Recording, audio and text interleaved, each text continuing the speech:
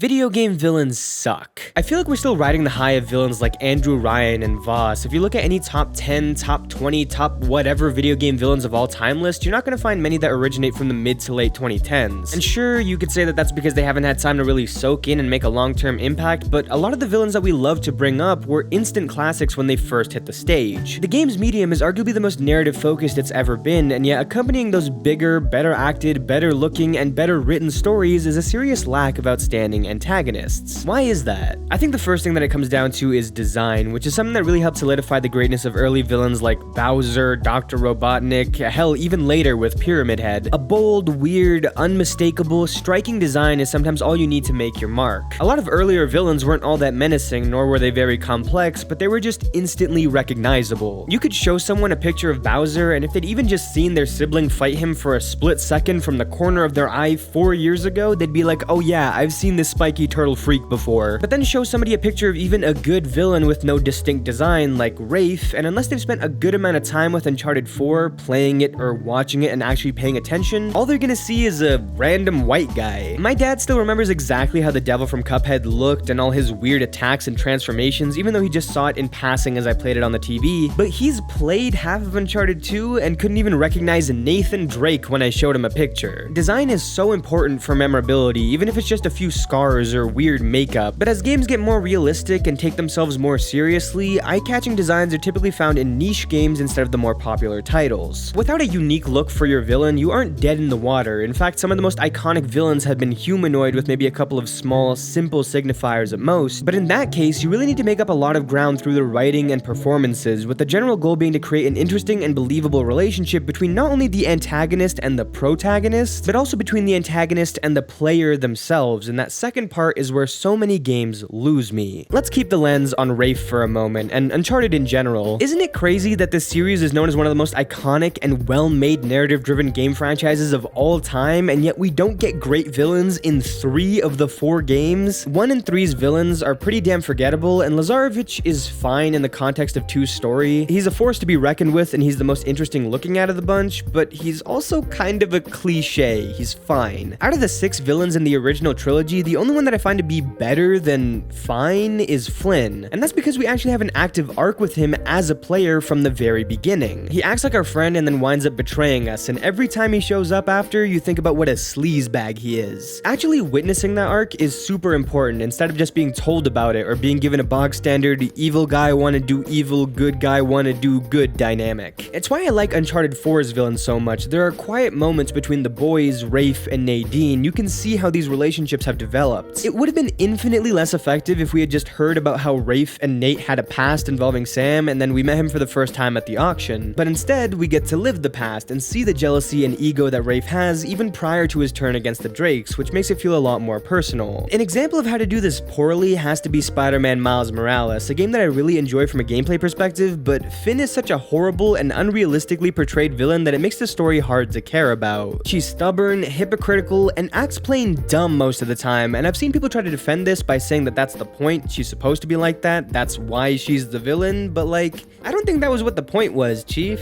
This game clearly wants us to relate to Miles, his hardships, his friends, his family, etc. Of course it does, it's a Spider-Man game, it wants you to relate to its main character, and yet it doesn't put in the work to actually make you feel the same way about Finn as he does. Our experience with Finn can be boiled down to her essentially going, la la la la la, I'm not listening, to the most simple, basic reasoning for hours. Not to mention getting mad at Miles for something that she did first and worse. And then eventually in the back end of the game, we can see a flashback of when these two were boys, and it's like, nah, dude, I've made up my mind already. I do not like this person. All she's been is unreasonable and childish. That's all you've given me throughout most of this experience. You can't just tell me what to think. You've got to actually convince me. It's not enough for you to show that Miles likes Finn. If you want me to agree, if you want me to sympathize, if you want me to relate, make me like Finn. I'm not automatically on board. To look at this from a bit of a different angle, I think what makes Voss so effective is not just the fact that he's cuckoo crazy but hiding a cunning intelligence underneath, it's that he makes a mark on Jason, the main character. He terrifies him, and the things that he says ultimately change Jason through the story as he falls to the madness of the island that Voss embodies. It's not a bunch of soliloquies falling on deaf ears, there's an impact he has on both the player and the player character. But I don't think that's how Ubisoft sees it, and that's why, try as desperately as they might, they can't come close to recreating the brilliance of this villain. The Far Cry franchise, at least the mainline entries, feel like they've become a villain showcase with the actual games being in the background. They keep pushing these eclectic, dangerous, supposedly terrifying villains in their marketing played by the likes of Troy Baker and Giancarlo Esposito, but nothing can touch Voss because he was more than a gimmick. He represented the game world itself and worked his way into the mind of the main character. It was almost painful playing through Far Cry 5 and seeing how hard they were trying to create a memorable villain that would stand the test of time, and yet it's the only Far Cry that I've actually played all the way through myself, and it's the only one of the last 4 whose villain's name I can't even remember. The choice to have a silent protagonist here is so confusing. The villain speaks directly to the main character as if he's there and responding to him, but you witnessed no reaction from your guy whatsoever. He didn't feel like he was talking to me directly, and he didn't feel like he was talking to an in-game character, so what is he, a crazy guy yelling at the vacuum of space?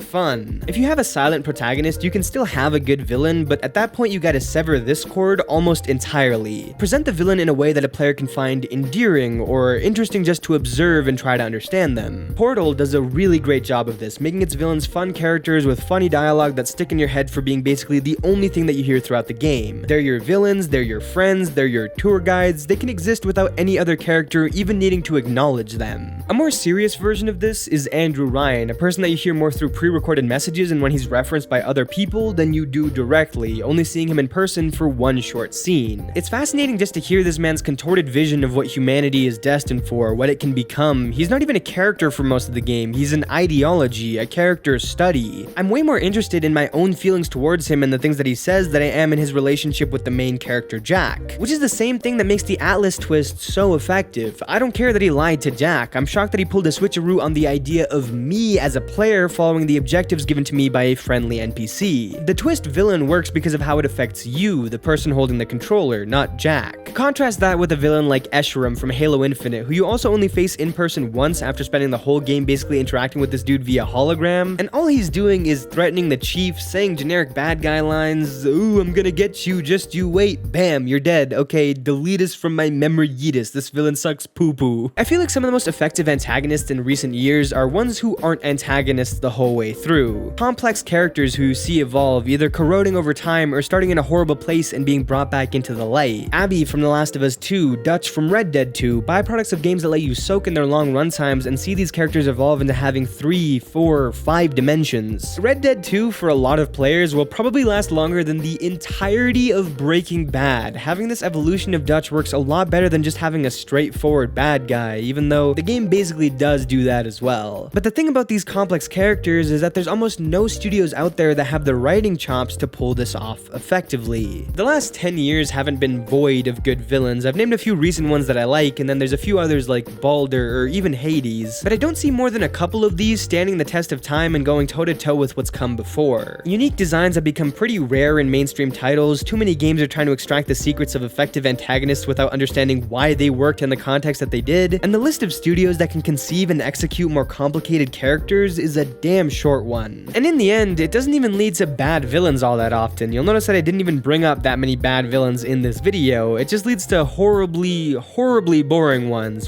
that leave absolutely zero impact on you. I'm so tired of having no connection to a major character. 90% of the narrative-driven games that I play every year could swap their antagonists and it wouldn't make a difference. And if Ubisoft makes one more Far Cry game with a villain who's equal parts delusional, dangerous, frightening, smart, crazy, and charismatic, I'm gonna lose my goddamn mind.